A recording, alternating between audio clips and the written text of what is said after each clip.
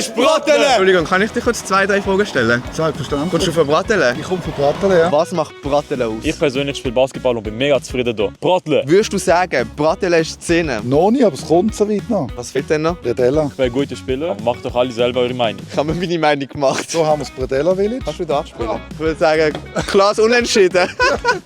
Kann nur jeder eine Party schmeißen? Auf jeden Fall. Bredella ist auf jeden Fall Szene. Hier entsteht, wenn wir die Abstimmung gewinnen, das neue Quartier in Bratteln. Es gibt Studios, es gibt Kaffee, Eigentumswohnungen und Mietwohnungen, es gibt Parks. Hier gibt es einen Auch Kindergarten. einen Kindergarten für die vielen Familien. Das kann man sich gar nicht vorstellen, so grau wie es hier jetzt ist. Liebe Gemeinde Bratelle, wie kann es sein, dass hier 2 Lampen haben, aber sie nie läuft? Es ist dunkel in der Nacht. Ich will spielen. Bredella wird sich um uns kümmern, wenn es dunkel ist. Bredella ist die Szene. Regenwasser, den wir nutzen, Kulturhalle, Gastronomie-Event, da von der Hotellinie in der Dom. Aber wann könnte ich denn bei Bredella mein Team mit im Büro machen? Da freuen wir uns sehr drauf. 2029 sind wir bereit dafür.